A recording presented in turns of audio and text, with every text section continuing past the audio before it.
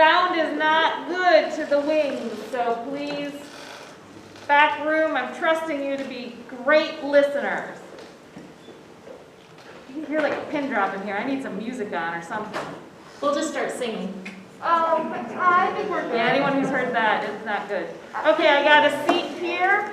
I got a seat here. I've got...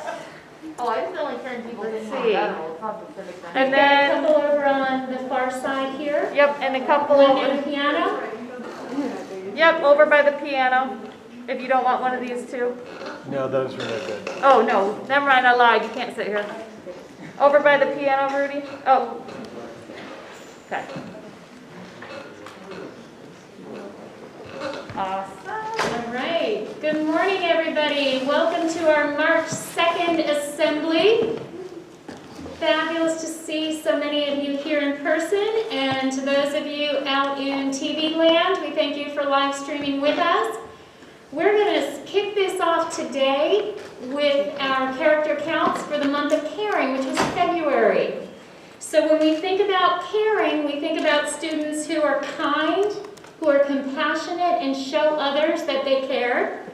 They express gratitude. If needed, they forgive others. They help people in need, and they're very charitable as well as altruistic. There's your word for the day, altruistic. So for this month, if you hear your name as being a nominee for Clark Caring Student of the Month and Character Counts Caring Student, please stand. Jordan Bassett, Al Carnaccio, Skylar Crumpler, Delaney Dyer, Rudy Francois, Brianna Gasparini, Katie Hale, and Sadie Mann. Let's hear it for those students. Thank you all for all you do for showing that you care. At this time, I would like to announce from those students who were nominated that we have students who are both active and engaged. They make it a point to have snacks available for teachers and staff. They help fellow students get extra assistance. They have a cheerful hello in the morning. They never hesitate to volunteer to help in any form possible. Their conversations are always polite and considerate. The consideration they give to other students in their interactions shows their caring day after day. Student gives such a thoughtful card and a gift, relates to prior conversations, talks on a very familiar scale. It's a package deal. There's always a warm and friendly welcome, a sincere greeting, and a how's your day. These students take on passion for helping staff feel happy. These students are some of the nicest students. They say hello every day. They say goodbye, wish me a good day, a good evening, complimenting me when I look nice. And these young ladies are extremely helpful to their peers in class. And with that, I would like to welcome to the front Katie Hale and Skylar Crumpler. Let's hear it for them.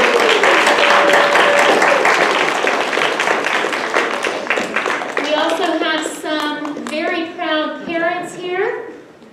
We'll have you come on over here, girls.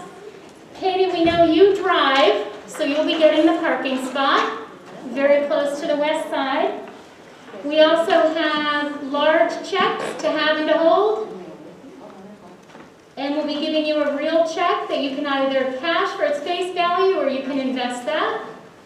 And you'll also have a baggie of goodies as well as the certificate.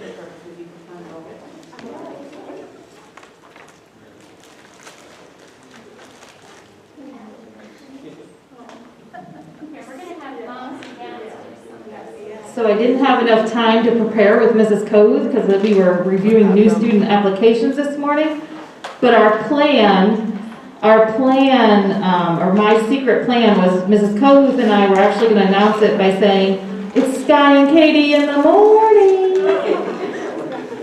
In case you didn't know, the faces behind your Friday morning announcement, what do you call that little ditty? I call it the morning PSA. There you go, it's a morning PSA for you. So yes, congratulations, Sky and Katie in the morning. I feel like we should all sing it, but.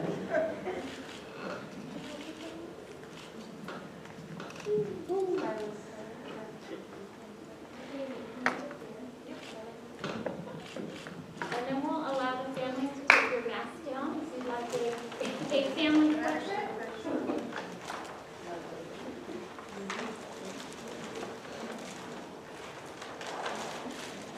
Keeping with that theme of character counts, as we already are into March, holy cow, I can't believe it, it's crazy. Our March pillar is fairness. So to kick off our fairness intro is our wonderful, amazing student government president, Jade Nunez.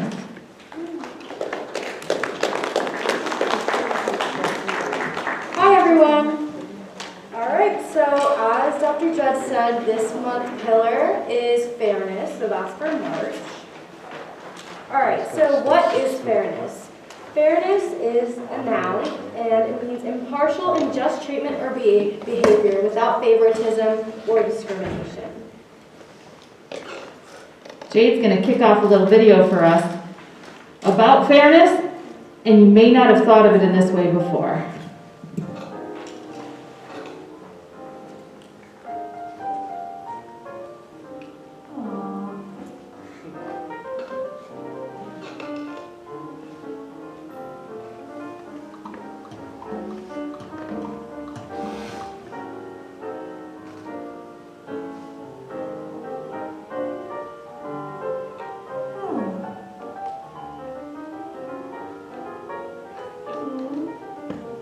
Fair isn't when everyone gets the same.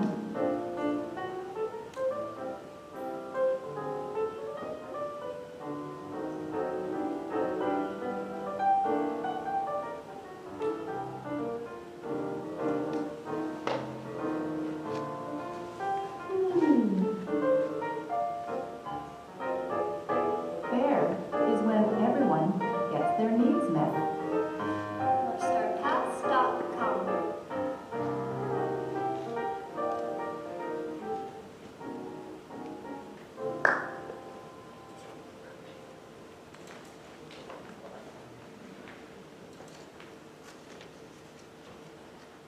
Okay, so now I'm going to announce the Clark Cranes for February. So our nominees are Rudy Francois. I don't even know how to say your last name. I'm sorry.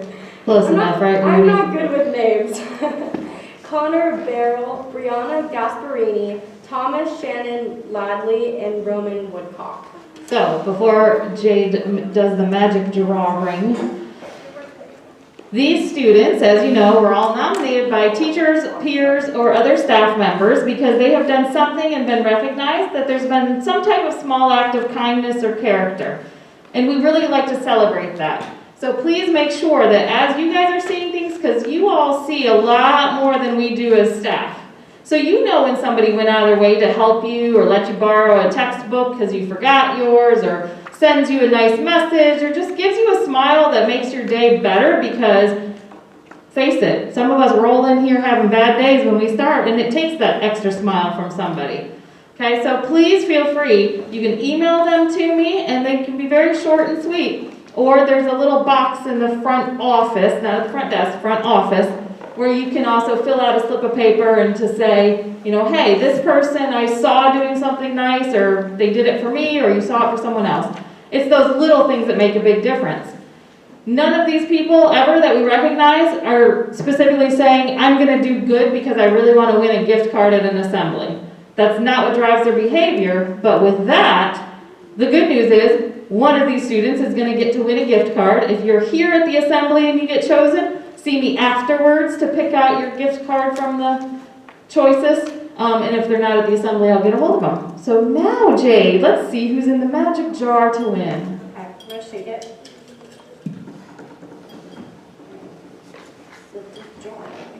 Okay. All right. Thomas, congratulations. He is here somewhere. I saw you roll in. He's here somewhere.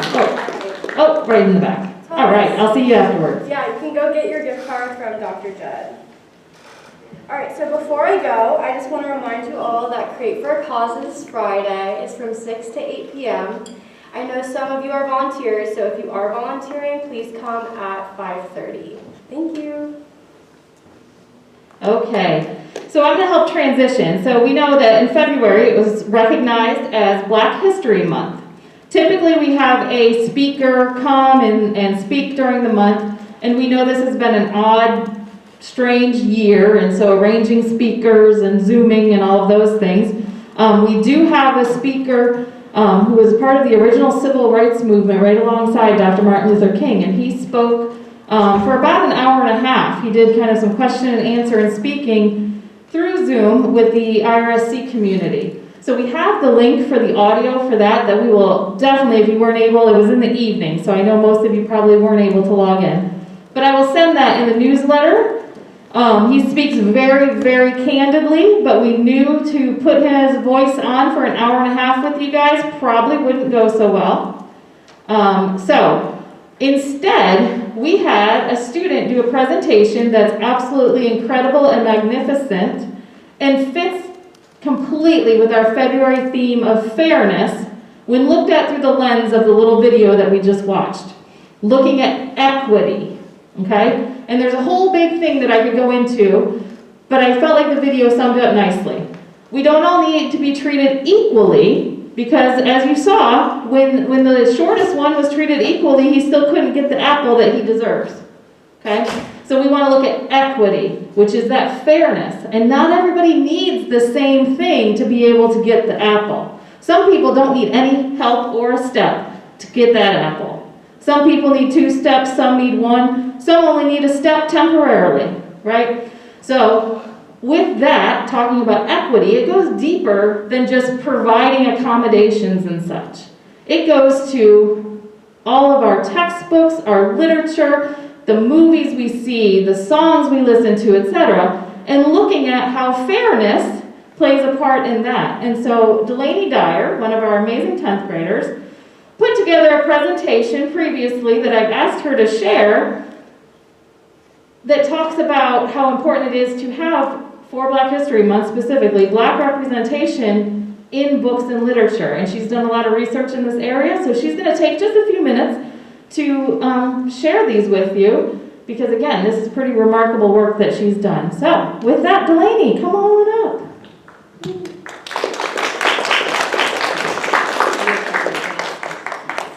Can everyone hear me? Okay. So, I made this presentation in honor of Black History Month last month, and it is about the importance of Black representation in books and literature. So why is it important to include Black representation in books and literature? So, representation in books is extremely important, especially in a diverse community like ours. But unfortunately, the book industry lacks books that accurately represent Black people and their cultures. It is important to show the voices, stories, history, and the identities of the Black community because they are rarely reflected in mainstream media and society. In the rest of the PowerPoint, we will be venturing into the world of book recommendations and also take a look at some personal anecdotes from my friends in the Black community. So, when I asked some friends from the Black community about the lack of representation in books and what society can do to elevate Black voices. So, from my friend Jaya, she said, "I am disappointed with the lack of Black representation in popular literature. I feel that it's really important, especially for children, to see themselves represented in books. It becomes really hard to do that when all of the main characters are white. I feel like it also pushes the narrative that somehow white is better. As a society, I believe we should stop saying white is the default. The main characters in most popular TV shows, movies, and literature are oftentimes white. I think we should all try to read and consume media that has good representation all around. We should listen to the voices of the people who feel that they have been ignored and disregarded for so many years. I feel like a lot of people don't mean any harm, but they don't realize how it feels to be a child and only reading about kids that look absolutely nothing like you." And from my friend Josie, she said, Growing up, I loved reading so much that most of my free time was spent in the library. I read so often that sometimes my parents would have to pry the book out of my hand so I could go to sleep. But as I read, I always noticed that the main characters always looked the same, or in other words, never looked like me. I started to think that beauty only corresponded with blonde hair, pale skin, and blue eyes. Because in the books I was reading, that is what I considered beautiful. It got to the point where I was looking into things to bleach my skin, straighten my hair, and hide all my Afrocentric features. I feel like as a child and even now, the lack of Black representation in popular books affects the way I perceive myself as well as what I think I can accomplish. I think that as a society, writers need to reflect their readers in their literature. At the end of the day, readers come in all different shapes, sizes, races, backgrounds, etc. And if an author is only representing one of those aspects throughout all of their books, they're excluding the readers and adding on to the stereotype that only white is beautiful, only blue eyes are beautiful, and only blonde hair is beautiful. It is important as a writer to showcase that beauty, strength, and success can be found no matter what a character or person looks like. So I made this presentation to uplift the voices of people in the Black community, especially in regards to this specific topic. I have been reading books ever since I was little, and I've recently recognized that most of the books that I've read not only lack Black representation, but BIPOC representation across the board. Also, I wanted to mention that it is extremely hard for Black authors Black authors in the publishing industry to publish their books without difficulty. And I think, as a society, we should bring awareness to that fact and uplift Black authors as well as Black representation in books. Thank you.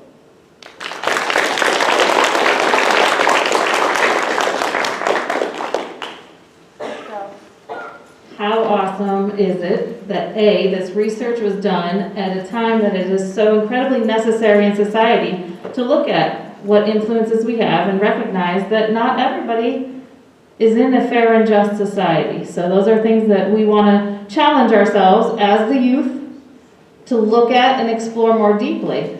So some of you may have heard some of these quotes and been shaking your head going, wow, they just said everything I've been feeling and haven't been able to put into words. And some of you may have been looking at those quotes and going, I don't get it. I don't understand. Those are all things that if anything crossed your mind, as Delaney shared, that's something to explore deeper. That's something to look into, to have courageous conversations about, to ask questions, to do some research. Nobody told Delaney to go look this stuff up and to put together this presentation. This was her initiative because it's something she's passionate about, so she's a great place to start to ask and to learn. Your teachers, of course, are great places. So just know that we pride ourselves in Clark in being an inclusive environment where we want every student here to feel that sense of belonging, that sense of safety, emotionally and physically, to be able to have conversations and learn more in areas where we have so much work to do, which is the area of equity and social justice. You'll see a lot of stuff coming out through the college also, because they recognize even at college level that we have work to be done in this area. I told her I was gonna, she didn't want to go through all of them, but if you see, she's got, and this is where I said, this will go out in the newsletter on Friday, that you can look and see about some of the books, what they're about, and then she's gone as far as some content warnings or things that might trigger you, that might be disturbing, because some of these books address very real feelings and experiences. So, again, I'm just going to skim through them, but you'll see that there's a lot of options if you'd like to learn more, if you'd like to see things from another perspective. So, the other piece before we move on is I want to also recognize and celebrate Delaney, and then also Jasper Cyrus. Are you in here? Both students submitted wonderful projects for the Black History Month contest here at Clark, and so both are going to see me afterwards, or Cyrus see me later, to also get a gift card for, I couldn't choose between the two top, and so I'm going to give out 2 gift cards to these students. So appreciate the hard work that both students have done, and now I will turn it over to whoever is coming up from Leukemia and Lymphoma Society Interact Club. Joseph, come on down.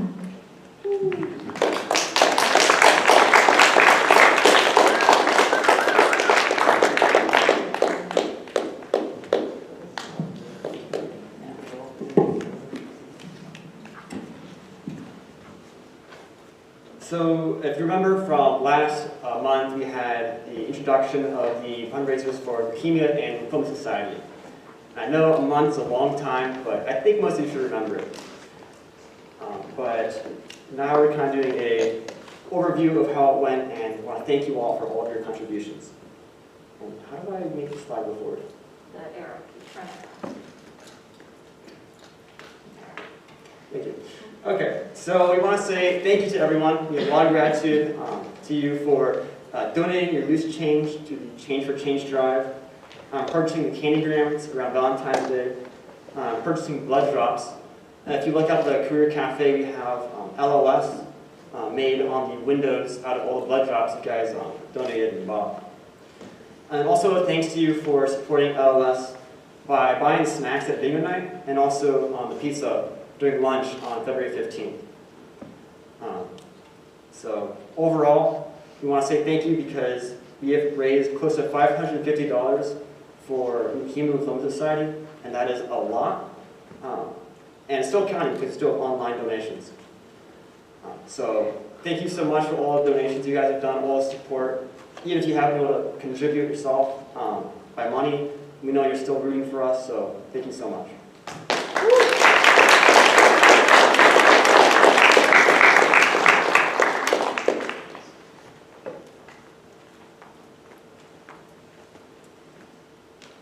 We have a couple shout outs for two of our students who are here either in person or hopefully tuning in. First off, I would like to invite Nick Lynch to come on up towards the podium, please. Nick, as many of you know, is one of our seniors.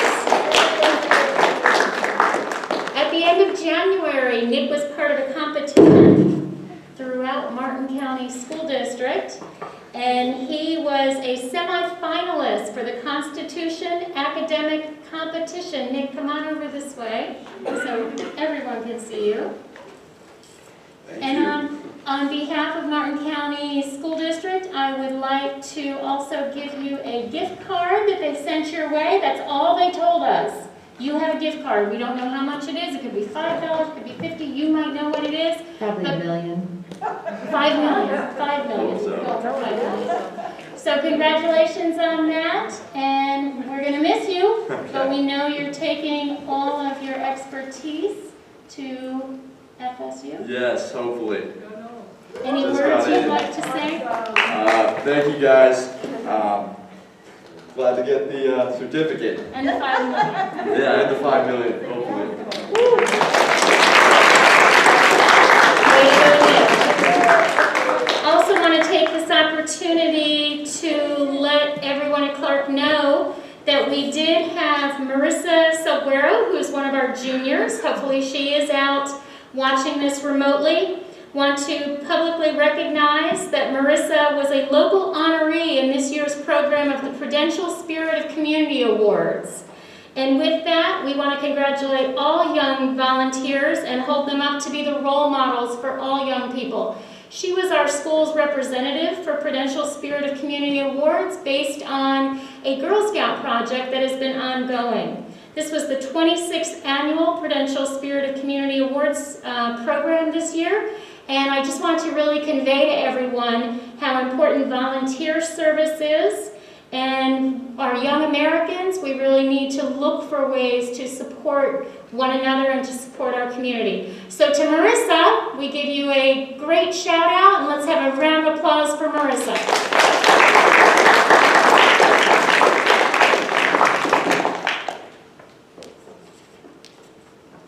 I believe now it's Mrs. Gribble. Hey, well, she wakes her way up here. How about Girl Scout cookies? Do we love some Girl Scout cookies? Yeah. I have to say, I can't believe I didn't get a cheer. Anyway, one of our Girl Scouts has some still available, so I'm going to put a link in the newsletter on Friday if you have this urge to order Girl Scout cookies, and they'll be here at Clark waiting for you once you pay online. Anyway, now Mrs. Gribble. All right, so some of you guys may remember January was a long time ago. It really was. But you may remember that towards the end of January, the yearbook team and Dr. Judd so kindly sent it out for us and helped us promote it. did a raffle where if you had purchased a yearbook at any point during the year, you would get entered to get reimbursed for your for the cost of your book. So, pretty nice raffle, pretty nice opportunity. We haven't done that before. And we chose not one, not two, but 3 winners. So That's big money going out the door today, y'all. anywhere between $65 and $75 depending on when you ordered your book. So 3 winners were chosen randomly. Our yearbook team was very sad, but we took them out of the running because we figured that was not fair. So just to let you guys know, in the spirit of fairness, they were not entered. So it's only students who purchased their book that were not on the yearbook team. So we have 3 winners that were chosen. We put names in a random name generator, and the first 3 that came up, here we are. You guys ready? Can we get a big drum roll? Ooh, cash, somebody's getting me Starbucks. I mean, this money's supposed to be returned to your parents. Yes, I am letting your parents know that you're getting the money, so don't try to abscond with it.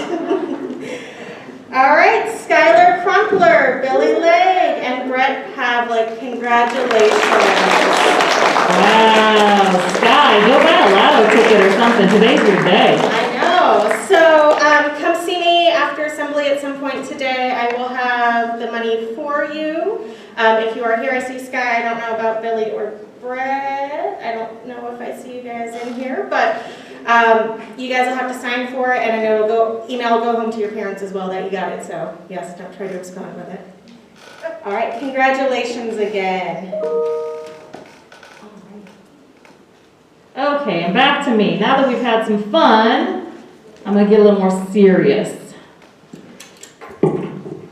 Okay. I think you can hear me well enough through this one, and I'll put my keys down so they don't jiggle. So last week, instead of a traditional lockdown or lockout drill, I sent out a voice over PowerPoint, so you get to listen to me for about 10 minutes.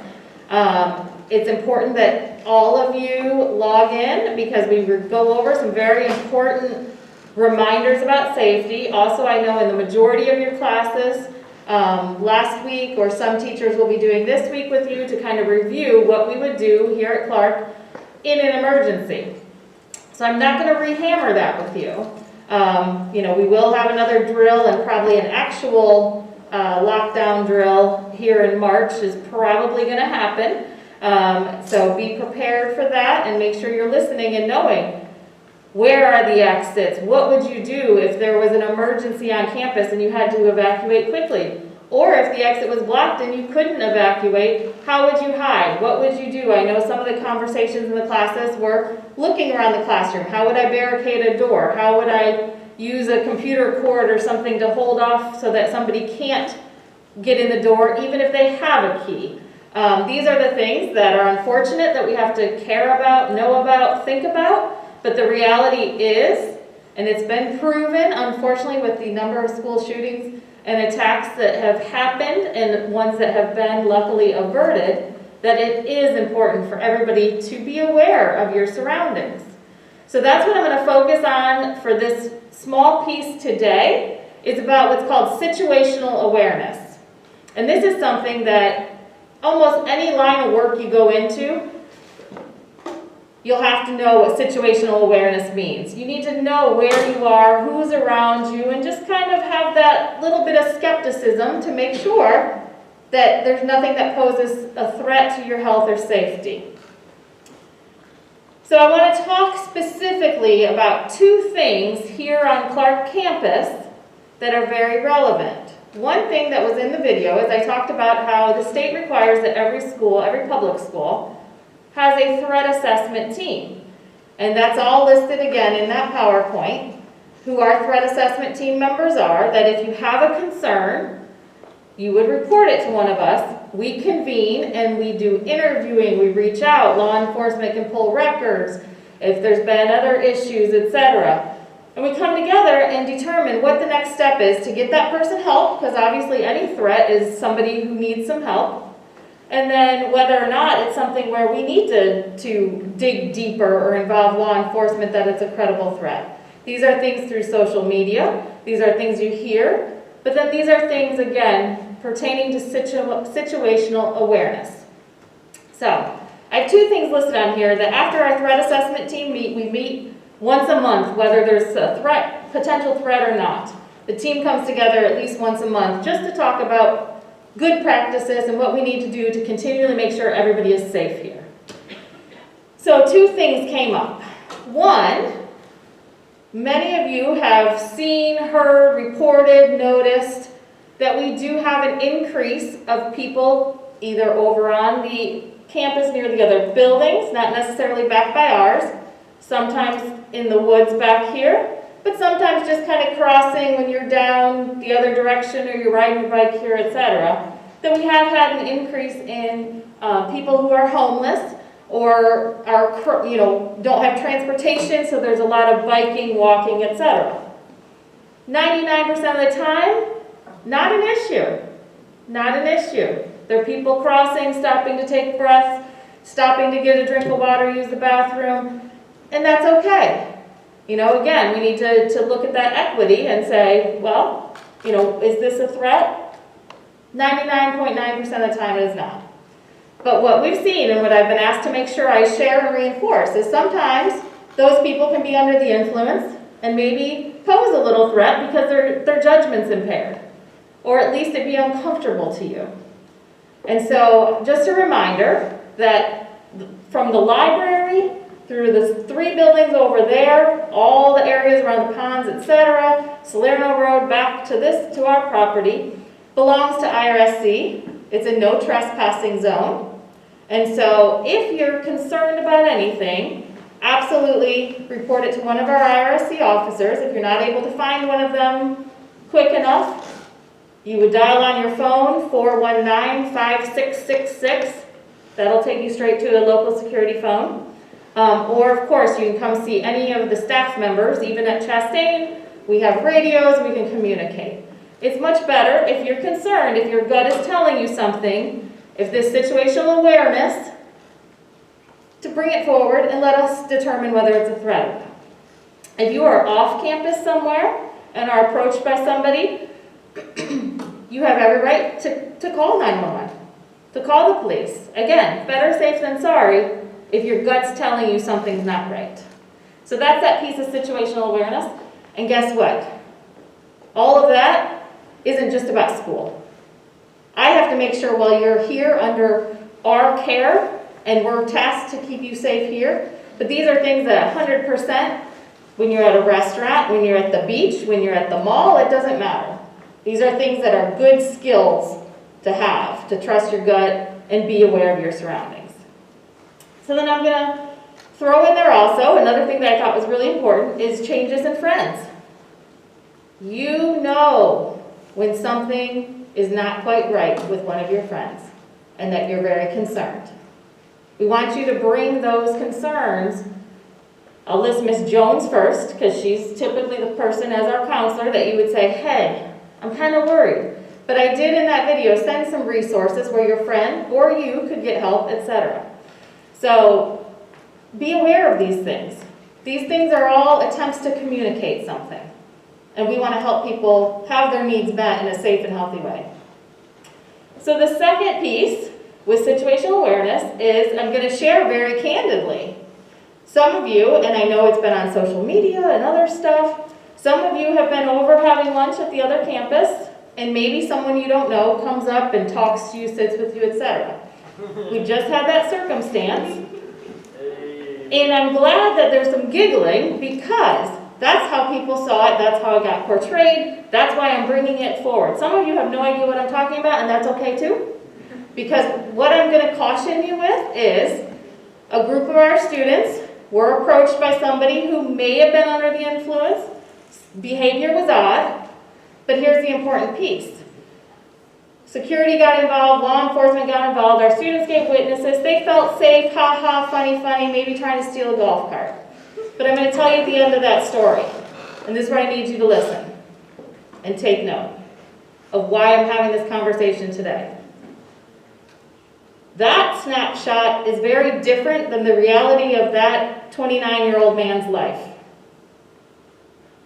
That 29-year-old man has a very long history of battery on law enforcement, aggressive behavior, including shooting 2 people.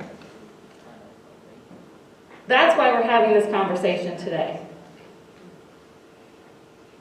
Do I want you to be terrified to go anywhere, etc.? No. But I want you to stop and think and be aware and know that there are concerns. We're in the real world and you're teenagers and we're on an open campus. And so I just want you all to be aware. When something like that happens, you do need to make sure security is aware and in your presence and that you're reporting. Rewind back again. None of the people who were witnesses would have thought anything of that interaction other than, ha ha, it's funny. But that's why I tell you the part of the story that we learned later, is that sometimes it's a small thing, but there's a whole lot going on behind the scenes. So, with that, again, I don't want to scare, depress, anything, but I want to, and hopefully I've shared, reality of when we are out and about, we need to be aware. This is the reality of why we don't open Clark doors for anyone. Everyone here, and you've heard it 1,000 times, most of you should be able to parrot what I'm saying. Anyone who belongs in our building has a key, so they can let themselves in. If they belong in the building and have lost their key, students, this is why you need to get it reported. Because you don't know who's going to pick that up, who knows it's a key to the building, or just tries it, and maybe wants to do harm. So, with that, if you have other questions, comments, concerns, things you'd like to talk about more, 100% I am available. Best part of my job is talking to students. I like my coworkers too, but students, you win. I like talking to you best. So please always feel free. Come up, talk to Mrs. Kohuth, talk to myself, talk to any of our officers. If you wanted to talk to somebody, we'll actually be doing a presentation probably with the Sheriff's Office the next couple months in the evening for parents, but students, of course, are welcome to kind of talk to, like I said, if you want to ask our Sheriff's Officer liaison, he comes out at least once a month. You know, the more information, the better. So, with that being said, let's rewind back, because I've totally killed the mood, and we want to be happy and smiling under these masks because I can see your eyes when you smile. So let's go ahead and celebrate our caring students, our students who presented today, our students who have raised money for good causes, who have been recognized for making a difference in the community. And that speaks to a whole lot of you other than just who's sitting or who was recognized today. So how about if we give a one giant round of applause, yell a woo-hoo as loud as you can for all of the amazing things you guys are doing every single day.